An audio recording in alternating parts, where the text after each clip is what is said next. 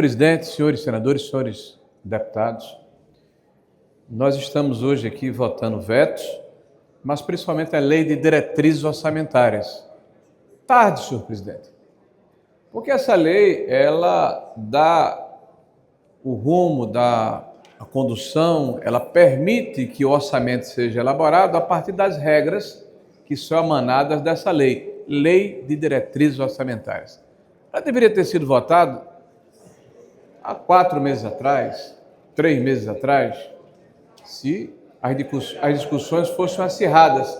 Mas ela está sendo votada, senhor presidente, a toque de caixa hoje, e na próxima semana votaremos o orçamento. Imagine a complexidade, o tamanho do orçamento geral da União, que deverá levar em considerações as leis emanadas, as diretrizes emanadas, o rumo emanado da Lei de Diretrizes Orçamentárias, em apenas 5 ou 6 dias. Isso não existe.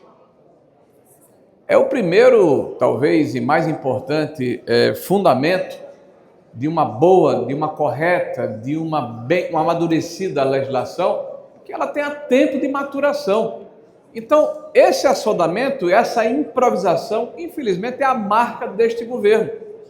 O governo acostumado a fazer puxadinhos, a buscar maneiras de abrir espaços orçamentários para alimentar uma gastança sem sustentabilidade. Nunca se arrecadou tanto no Brasil e nunca a dívida explodiu de uma forma tão avassaladora. A nossa dívida pública, ela é inquestionável. Não se pode varrer para debaixo do tapete como os índices que são maquiados por esse governo, escondidos por esse governo. Quando falamos, por exemplo, de meta fiscal, o governo estabelece um sistema de bandas, mas aponta para o teto dessa banda. Precisa, claro, levar em consideração que entre uma banda e outra banda, entre as bandas do centro, tem 30 bilhões de reais de diferença. É muito fácil você chegar ao final do exercício fiscal e dizer, olha, nós tivemos um déficit de apenas 40 bilhão, 30 bilhão, desconhecendo que o déficit, na verdade, foi de 70, sem levar em consideração, senhor presidente, todos os dribles que são dados como a rotina no tal do arcabouço fiscal. Arcabouço fiscal parece aquele barco cheio de remendos e de furos, porque o governo, há pouco tempo, tinha feito 13 furos nesse orçamento. Era um número que tinha tudo a ver com o PT, 13 furos. Só que os furos já se acumularam e ultrapassaram essa marca, infelizmente para as finanças públicas e para as gerações futuras. Mas, presidente, já existe aqui nessa casa um número suficiente de assinaturas para que nós possamos nos debruçar numa espécie de resumo do governo do Partido dos Trabalhadores, a administração dos Correios. A administração dos Correios merece um capítulo à parte. Eu me lembro que em diversas oportunidades, em propagandas, em pronunciamentos, em passeatas, em comícios, a gente tem ouvido, tem escutado que o Correio é um patrimônio do povo brasileiro e tem que ser preservado. Eles esqueceram de dizer que o Correio, na administração do PT, é patrimônio dos companheiros. Eu usei de propósito companheiros, tá? Porque são os amigos do rei. Não interessa se o cidadão tem expertise técnica, se tem qualificação, se ele é apto para aquela função, se ele já passou por uma missão parecida. Não, basta ser amigo do rei. Companheiro ou companheira. Basta ser membro de algum partido que faça parte deste grupo que se associou para literalmente assaltar o povo brasileiro. Os Correios são um exemplo disso. Os Correios davam lucro, senhor presidente, na administração do presidente Bolsonaro, aquele que eles falam tão mal. Dava lucro, senhor presidente. Terminou 2022 com lucro. Uma administração séria, uma administração correta, uma administração que levou em consideração a necessidade da população e o respeito aos tributos dos brasileiros, que não precisou se socorrer do Orçamento Geral da União, ou seja, do bolso das Marias e dos Josés que pagam impostos, os anônimos que sustentam este Brasil. Passou 2022 ganhou o governo do PT. E o que acontece? Começa a descida da ladeira. Não apenas os Correios. 2022 nós terminamos com superávit em todas as estatais. Agora, nós temos um déficit crescente que chegou a mais de 8 bilhões de reais antes do final do período fiscal de 2025. E nos Correios não tem sido diferente.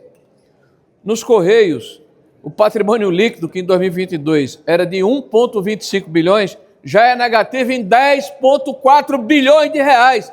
Eu vou repetir, porque às vezes as pessoas talvez não tenham percebido a dimensão dessa catástrofe, desse roubo, dessa distorção, dessa corrupção que é gerada pela administração dos partidos dos trabalhadores. 2022, 1,25 bilhões de reais de superávit, patrimônio líquido. Agora 10,4 bilhões de prejuízo. E o prejuízo até setembro de 25 estimado em 6 bilhões de reais. A geração de caixa operacional, senhor presidente, no final de 21 era de 3,94 bilhões. Final de 24, menos 2,35 bilhões. Passivo com benefício a empregados, em 2022, positivo em 10 bi. Setembro de 25, negativo em 14,27 bi. A gente tem que gritar para ser ouvido, porque a gente fala para ouvidos de mercador. E o governo agora demonstra de forma cabal o que está acontecendo, porque propõe uma mudança na lei de diretrizes orçamentárias, pasmem, senhores, que é um acréscimo, que é um adendo, que é uma novidade, que é uma inovação, que tem a marca, o DNA do Partido dos Trabalhadores. E essa inovação, eu preciso ler para a sociedade brasileira. Inclua-se no artigo 3º, parágrafo 1º, inciso 4º, as despesas do Programa de Dispêndios Globais destinadas a empresas que possuem plano de reequilíbrio econômico financeiro aprovado e vigente até o limite de 10 bilhões de reais, estão excepcionalizados na programação das estatais brasileiras. Eu vou traduzir para quem me ouviu aqui. Imagine que ao final do ano fiscal de 2025, Sargento Farru, que me escuta atentamente, seja de 7 bilhões de reais de prejuízo. O governo tem a excepcionalização de 10 positivo. Então 10 menos 7 teve 3 bilhões de lucro, quando na verdade o prejuízo foi de 7 bi. Como é que se pode dizer que alguém tem focinho de porco, orelha de porco, rabo de porco, anda como porco, tem tocinho de porco, mas não é porco, senhores. Pasme, não é porco, porque o governo do PT é mágico, é fantástico, é alguém que precisa ser levado para a televisão, consegue sempre com truques fiscais, com truques do ponto de vista contábil, demonstrar uma inverdade à sociedade brasileira. O fato é que nós estamos descendo a ladeira. O Correio está procurando, com um pool de bancos, um empréstimo de 20 bilhões de reais. E quem nos garante isso? O Tesouro Nacional. Vou traduzir. Quem está garantindo esse empréstimo é a população brasileira. Seu José, Dona Maria, que precisa de educação, de saúde, de segurança pública, de infraestrutura. Vai garantir o empréstimo para uma entidade que está quebrada, falida, carcomida, incapaz de fazer frente às obrigações que está tomando. E vocês sabem qual é o juro, senhores? Deputado Jacob, o senhor sabe qual é o juro? 136% de taxa DI. Isso significa uma taxa efetiva de 20% sobre o empréstimo concedido. Eu vou traduzir de novo. O governo, que já está tendo prejuízo até agora de 6,5 milhões, disse que magicamente vai conseguir produzir um superávit para pagar só de juro 3,4 bilhões de reais por ano. Vocês entenderam a mágica? Não vai pagar. Vocês entenderam o moral da história? Quem vai pagar isso é o povo brasileiro. Isso ao longo de 15 anos. Aí o Tesouro disse, eu não posso avalizar, porque 136 é muito. Bota para 120. Em vez de pagar 20% de imposto, de juro por ano, paga 18. Em vez de pagar 3,4 bi, paga 3,2. Para quem está com prejuízo operacional de quase 10 bi por ano. O que os Correios estão dizendo Olha que história da carochinha, olha que fábula.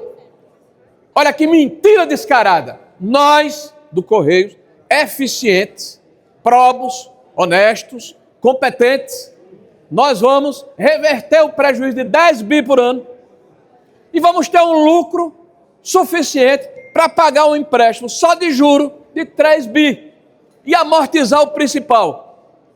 Não é verdade. Não vai acontecer. Eu sinto muito. Não vai acontecer. E não acontecendo, sabe o que é que vai acontecer, senhores? Vai se espetar essa conta no bolso do cidadão brasileiro. Aliás, é uma prática do PT recorrente. Recentemente nós aprovamos aqui a MP 1304 de energia elétrica. E foi dito aqui com pompa e circunstância, estamos reequilibrando o sistema elétrico brasileiro. Vocês sabem o que aconteceu? As grandes empresas do Brasil que compraram as estatais de energia, na Amazonas, no Rio Grande do Sul, foram beneficiados porque receberam os incentivos fiscais dos fundos de desenvolvimento regional, que deveria ser transferido para diminuir a conta do consumidor brasileiro. Você sabe o que aconteceu? Você sabe o que aconteceu? Houve a renovação, e olha que a gente está no meio da COP30, da questão do carvão no Rio Grande do Sul até 2040 como fonte energética. E eu não tenho preconceito em relação a isso, mas esse partido diz que tem. Você sabe o que aconteceu? Se aumentou a valoração do custo das PCHs. E quem são os donos das PCHs? Quem são donos dessas grandes companhias? Então todo mundo ganhou, os de sempre, os campeões nacionais. E aumentou quase 7 bilhões de reais no subsídio que é pago pelo conjunto da sociedade brasileira. Quem perdeu? Dona Maria e seu José, como sempre. Olha como esse filme se repete. E aqui estamos, senhor presidente, novamente. Aqui estamos debruçados sobre o mesmo tema, de um governo que superestima as suas receitas, subestima as suas despesas, aumenta o endividamento do país, pressiona a taxa de juros, gera de forma artificial uma bomba de retardo, uma granada sem pino que vai explodir inexoravelmente no colo dos mais fragilizados. Ah, você está como o profeta do Apocalipse. Não, eu estou olhando um passado recente. Isso aconteceu em 2015. Em 2014, nós tivemos uma supressão de 7 pontos percentuais no PIB. Milhares de empregos suprimidos, milhões, centenas de milhares de empresas fechadas, com os mesmos métodos, com os mesmos protagonistas. É como o psicopata que fica batendo a cabeça na parede e imaginando que vai ter um efeito diferente. E, infelizmente, boa parte da população brasileira anestesiada. Então, senhor presidente, feito aqui as minhas considerações, eu não posso deixar de dizer o que está acontecendo, para que a população entenda o que está acontecendo aqui. Nós vamos permitir que o superávit ou déficit, que deveria ser uma conta simples, de soma e de subtração, passe a ter aqui uma aritmética. Você está permitindo que 10 bilhões de reais sejam suprimidos, magicamente, do prejuízo que as estatais brasileiras estão tendo, graças à má administração do aparelhamento da máquina pública feita pelo Partido dos Trabalhadores. E, como consequência disso, brevemente, estaremos assistindo aqui a celebração de um contrato de empréstimo, de concessão, feita entre o Correios e vários bancos, com uma taxa de CDI entre 120% a 136% ao ano, com uma taxa efetiva de 18% a 20% ao ano, de 3 a 3,6 bilhões de reais, e quem vai garantir esse empréstimo, que não vai ser pago, de novo, é seu José e Dona Maria. Muito obrigado, senhor presidente.